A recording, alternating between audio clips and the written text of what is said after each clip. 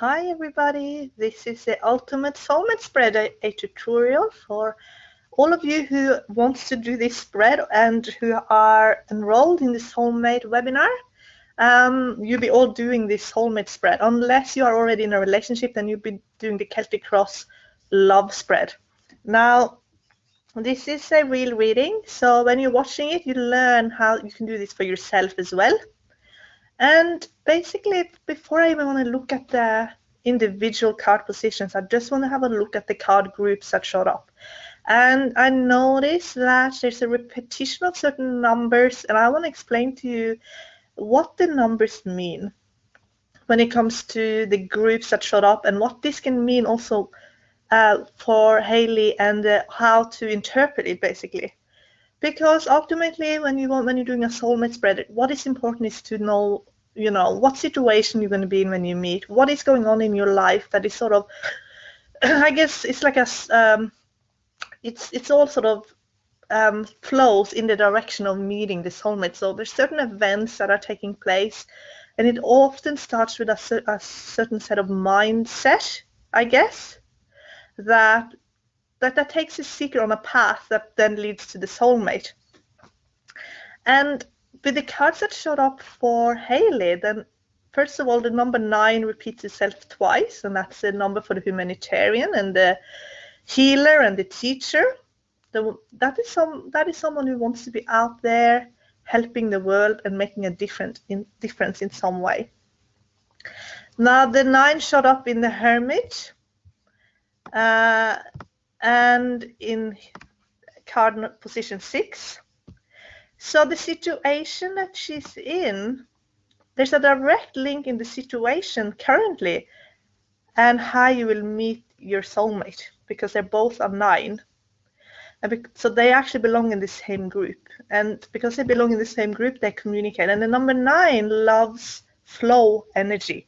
But it thrives on flow energy, where it doesn't need to know everything. It doesn't need to know how everything's going to turn out. It just trusts that it will. And because of that, it loves major arcana cards. So in the major arcana cards, we feel that we're not in control as much as but sometimes we're really on top of everything. But when it comes to the major arcana cards, we have trust that, we're in the flow and things will happen the way they're meant to, and we kind of just trust in that, and we're going with the flow, and there is a lot of flow. And because we have trust, and you have trust with the number 9, there is a lot of trust in that, then because we're working with flow energy, then it's like that law of non-resistance energy is working for us really well, and everything turns out for the best, and we're in the right place at the right time. So for you, Hailey, you will be at the right time. You will be in the right place at the right time to meet your soulmate, because all the major arcana cards will form a group with the number 9 here. So you got the situation with Wheel of Fortune, which is family and friend connection. And Wheel of Fortune, basically this card position, family and friend connection, speaks of if you have currently a family and friend connection, if that is going to influence how you meet. So meeting through friends, for example. And when you get a major arcana card, that often means that you're not going to meet through friends and family, but while you're in this flow that I just talked about, that you're creating for yourself, it's going to seem like destiny. And then the next major arcana card is number 8 here, and that is where is your soulmate. So because of this flow energy, you're going to be somewhere that you can't actually predict currently, because the death card is somewhere bit unknown to you, okay? And then it goes also here to the Sun, and that is who is your soulmate. So the flow energy that you are in, or you're entering into very soon, will lead you straight to your soulmate. So that's how you can read the card groups, and it can take you on a journey through the cards, actually. Now, another group that showed up that is very significant is the number 4 here. And you see 4 of Swords, and you got the Death card, which is a 4 in numerology. So the 4 repeats itself twice as well. So there's a connection here with the solutions. It's a block and the solution show up as 4 of Swords, and it's a connection here to card position 8. Where is your soulmate? So there's a decision you're going to make that will take you on a new path, I feel. Because death here is, something new. It's something that you currently can't see, but it's there. And the number 4, because it loves commitment, it is actually a very committed number. It loves structure. It loves to have a solid platform to build on. So something that you're going to build upon. But because it needs pentacles, you need things, physical things, to be able to build. It's like a practical. It's a very practical number, and because it's practical, you need, material things to be able to create with, I guess, in the physical world. So straight away, I'm looking for the pentacles, and it shows up here in card 7, which is how you will recognize your soulmate. So where it's coming through something that's very close to your heart, that you're very committed to. I feel like it is a cause, because 6 of Pentacles here is kind of where we give a lot of ourselves, and where we feel that we want to help others that are, I guess, less fortunate than us. And I feel like your soulmate believes in the same cause as you do, because this is how you're actually going to recognize your soulmate. And then also here in Queen of Pentacles, which is the destiny of relationship, it's like you're building on the same platform that you both are committed to, that you believe in. So I feel like you're going to meet through you pursuing something that is very close to your heart, that you're very committed to, where it comes to helping others.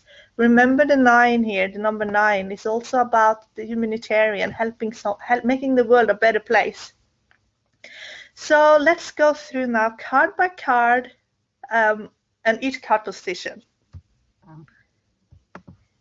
Okay, so as you might have noticed already, there's only one reverse card. Now, I don't read with reversals simply because I just look at the card groups and what is sort of there versus what is not there. It gives me the answer anyway, and what can sort of be done to turn a situation around. But the reverse card will do exactly the same thing. And in situation here, you see Hermit is reversed. And remember how I said the Hermit was like a 9 in numerology, and 9 of Wands was a 9, and it means that you're going to go on a path that will lead you directly to your soulmate. But because it's reversed, it's almost like, you're stopping yourself a bit it's almost like stopping yourself a little bit as well, or you're not feeling ready. So it's all about timing then. And timing, because I know you're doing the soulmate course, whatever is sort of holding you back, I feel like that's going to be released, okay? But a hermit, is someone who's very confident and comfortable in being on their own, meaning not really needing a lot to be happy. And when hermit is reversed, it's almost like they have forgotten that there is more available, and they're kind of isolating themselves a little bit too much for whatever reason. So when you look at here, how best to attract a soulmate, you get 5 of Cups, and it can be that there's been something that has been a bit of a disappointment that might even have hurt your confidence as well a bit, that is kind of keeping you sort of a bit stuck where you're at. So what they're saying here is sort of the best thing you can do to attract a soulmate, I guess, is to just release a lot of that grief and the sorrow that has been there, and basically just move forward, and then the hermit will automatically be reversed. It's not that easy. It's always easier said than done. But when you look at what is a block and what is a solution, and then 4 of Swords, is someone who's resting. It's rejuvenation, but it's also healing. So it's almost like you're taking this time now to heal from this. So when you're ready, your energy will come back again. And then the solution is, the block and the solution is almost always the same, because here it's like the block is, you're in this resting phase now, and you're in this healing phase. But then you can be there for too long almost, and it's almost like you just need to make up your mind that that's it. I'm gonna move forward from this now. It's like you have to just make up your mind. Now, what you really desire, that's what you really desire in a relationship. And because you get Page of Wands, and you desire someone who's a very, very fun, outgoing, big personality, never a dull moment. An adventurer, an adventurous relationship. that is what you really desire. And you might feel like you can't have that on your own, but you could actually start incorporating this energy of Page of Wands already now. Because remember here, Wheel of Fortune in how you're going to connect with your soulmate, and it's like you've done a huge leap forward in the right direction. So I feel like you're going to make up your mind to move forward, and everything will just start rolling. The flow will just kick in almost straight away as soon as you make up your mind. Now, this Wheel of Fortune here can take you wherever. Wheel of Fortune, it is just like so much energy in this card, and it always is a lot of excitement attached to it, because it is like success energy, it is progress energy, it is winning. So all of the good stuff life has to offer is sort of incorporated in the Wheel of Fortune. So where you are very ambitious, so Wheel of Fortune is always about our ambition, because it is, it is actually a one energy. It's the 10th card. So 1 with a 0, so it's like 1 is always about wanting to be number 1, wanting to win and moving forward very ambitiously. And then the 0 is God energy, so it's like everything that gives life meaning and gives you purpose and meaning. So it's like wanting to be the best that you can be, but for a reason, okay? So it's like it goes straight back to where you are committed and where you want to make a difference. And then here, how you will meet is when you have already accomplished a lot of this Wheel of Fortune here, and you are safeguarding it. Okay, I feel like you are already really invested in your new path, and you're sort of safeguarding what you have created for yourself. And your soulmate is sort of entering into that energy, the new energy that you're in, and then everything is sort of different, because then you're not even sure if you're ready for this person. As you can see, this is someone who is, you're guarding yourself very carefully here, because you have created something for yourself, for your, in your life that you're very, very proud of, and you don't want to, I guess, rock the boat, or you don't want someone to come in and sort of upset the status quo. So then, because you're doing the soulmate course, go back to the soulmate list, because the soulmate list will take care of all fears of letting the soulmate in, because you are putting in the conditions that you want your soulmate to come in through, so that even though you have created the perfect life for yourself, you're still then willing to let someone close, because you can see how that person can still enhance you and enhance your life. And what I'm getting here with the 9 of Wands is also that something's gonna happen that is a bit dramatic, okay? That seems to be very, very dramatic and very sort of, it could like shock you a little bit, I guess, in the sense that you just feel very vulnerable. As you can see here, 9 of Wands it is someone who feels a bit wounded and a bit vulnerable. And it could be that something that happens that is actually going to be a bit dramatic, but it actually turns out to be a very lucky thing. So it doesn't look like it would be a lucky thing, but it actually would be a lucky thing, because it's going to end up being something that had to happen for you to meet your soulmate. So that's what they're saying. That's the situation that you're in. So you're going to meet under a bit of dramatic circumstances, they're saying. So let's have a look here how you recognize your soulmate. So your soulmate, again, is someone who's very giving, who's very helpful. And that is like, your soulmate has that sort of energy of I'll take care of you energy.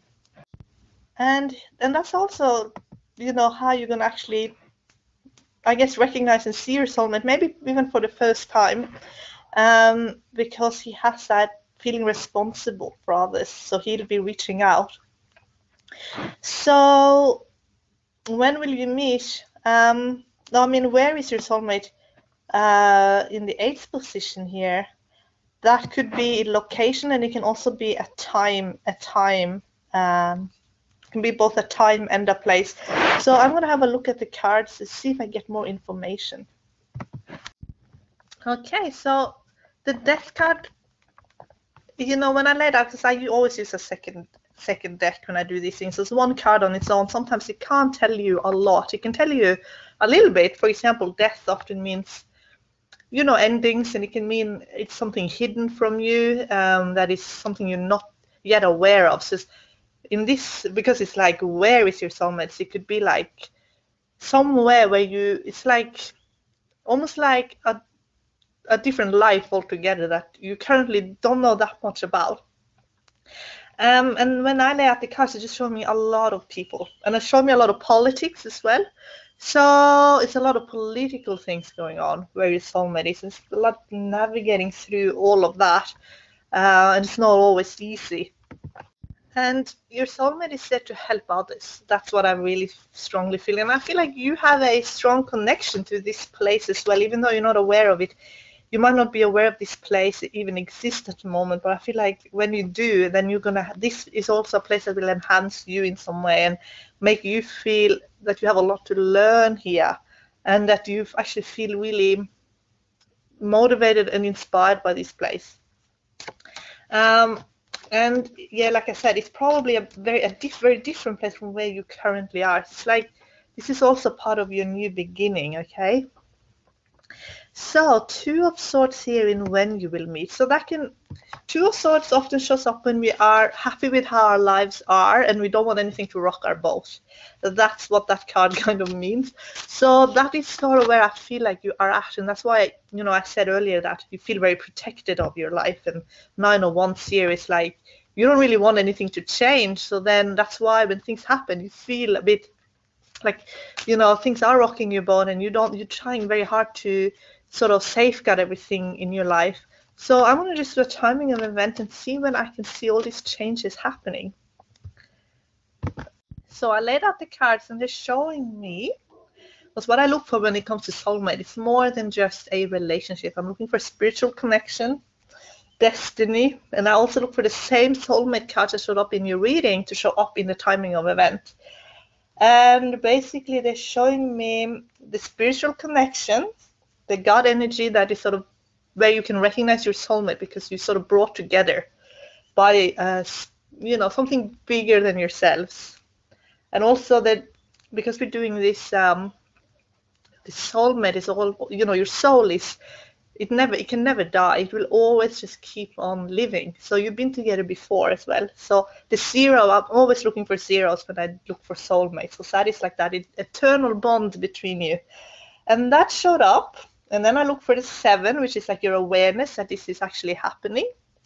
The number 7 is a very spiritual number, and it makes us want the zeros, basically. It's that part of us that is aware of our soul, that's asked all the big questions, and it's very important when it comes to soulmate.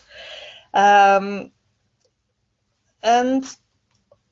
then I looked for any of these cards that kind of describes your soulmate to show up, and I got it all sort of lined up perfectly in about 11 to 12 months from now, okay?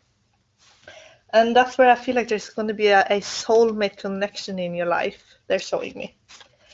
And then who is your soulmate here in this 10th card? The Sun.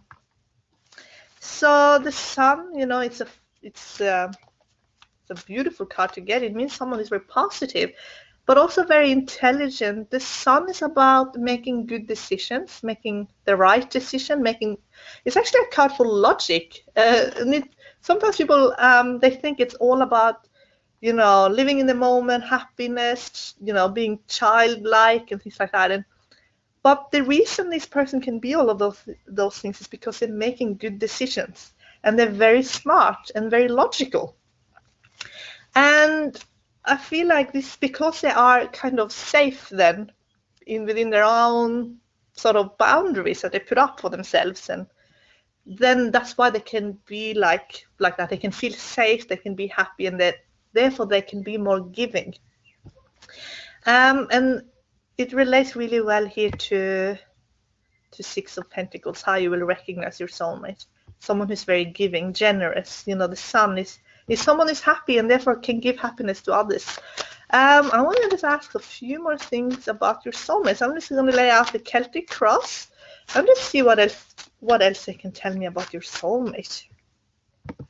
Okay, so what showed up when I laid out the Celtic cross was just a lot of the number 6 again. And you know, the 6 here, 6 of Pentacles, how you recognize your soulmate. Now, the 6 repeated itself so many times that it kind of dominated the reading. And that's when I did the Celtic cross. And that means that this is someone who's very much, has a lot of father energy. Because the number 6 is either the paternal or the maternal, depending on if you're male or female. So that means being a father and taking care of others in some way is very important to your soulmate. And like I said, your soulmate has "I'll take care of you" energy. And that is true. And I think the reason also they showed up here with the sun, with the child here, is just to also give you that validation that this is someone who cares a lot about children. And you can feel really safe with this person. You feel like this person is taking care of you. And therefore, this is someone who has healing abilities. Okay, this is someone who is a healer, whether or not they're aware of it or not. People feel better around this person. They feel, you know, cared for. And when people get a lot of the number 6 as well, they're often very motivated to do well in their careers. So it's about making good decisions. It's about being successful as well. And wanting to be in control over their life and also wanting to be in charge of their lives and in situations. And the sun is a 1 in numerology. It's the 19th card. 1 plus 9 is 10. 1 plus 0 is 1. So it's all about achieving. It's about doing well. And that is describing your soulmate really, really well. And they're also showing me that your soulmate currently has had a lot of success, and he is a very popular person. So your soulmate is someone that has a lot of charisma, and you can definitely see the charisma in the sun. This is a very charismatic person who has big personality. So have a look here at destiny of relationship. And also something I can say about the number 6 is that the home is very important. And when you look at the destiny of relationship, you get Queen of Pentacles, and that is someone who has a very beautiful home where everything is sort of cared for. People, animals, plants, you know, everything that's living feel very, very cared for. So that is sort of a nurturing, caring relationship that other people are benefiting from, because it's sort of because it's like the energy that they're in when they're around you. So it just means a very comfortable home, abundance. Let me ask more about the destiny of relationship. Let me pull more cards. Okay, so this time I let out the Celtic cross just to get more information about the Queen of Pentacles, what it means, destiny and relationship. And it was dominated by 1s and 0s. So it has a strong focus on being oneness. And it's like perfection almost in that, and wanting the perfect life, the perfect relationship. And they're also saying that it has also a strong focus then on being the best versions of yourself. So I feel like, you know, this relationship will definitely enhance you both to feel really motivated to live with purpose, to have meaning in everything that you do, and everything will have more meaning as well. And because of that, it's like having that peace, the inner peace that comes with that. Anyway, I hope that you have got what you needed out of this soulmate reading. And for everyone who wants to do the soulmate webinar, this is what you're going to be doing. You connect with your soulmate before you even meet through the soulmate spread, through the meditation. And if you block, then all the blocks will be sort of released through the work that you're doing. And there are remedies for blocks. And if a block could be, for example, being having a fear or of something that could happen when you meet your soulmate. So it's like you can pull a soulmate in and at the same time push away, because you're manifesting your soulmate through your thoughts and feelings. And so there's like a remedy could be then, and we work with the creator of all that is, so that's like the energy that is connecting you with your soulmate. And that energy of all that is God energy, can give you new feelings and emotions that can actually help you attracting a soulmate much quicker. So the timing of events that you're doing for yourself, that is actually something that you can actually change as well by working on yourself. So let's say if you see a soulmate coming in like 6 years down the line and you want to meet sooner, then you can work on yourself. And sometimes you can change it, sometimes you can't. But sometimes you can actually change when you're going to meet as well. Because we are working with co-creating energy. We're co-creating our destiny, basically, with the creator of all that is. So, but because we are manifesting a soulmate, your soulmate, will have, your soulmate is sort of manifesting as well. So your soulmate is looking for you as much as you're looking for your soulmate. And when you're working on where you might be blocked, your soulmate could be blocked in exactly the same way. Because a lot of times I find with soulmates, you have a lot of the same programs and beliefs. Because remember, you've been together many, many lifetimes. So your programs and beliefs could be so similar that when you're working on your blocks, that can make it a lot easier for your soulmate to release his or her blocks as well. So it's always a good idea to work on yourself. Now, that was it for me. And again, Hailey, I wish you all the very best in your soulmate manifestation. Bye.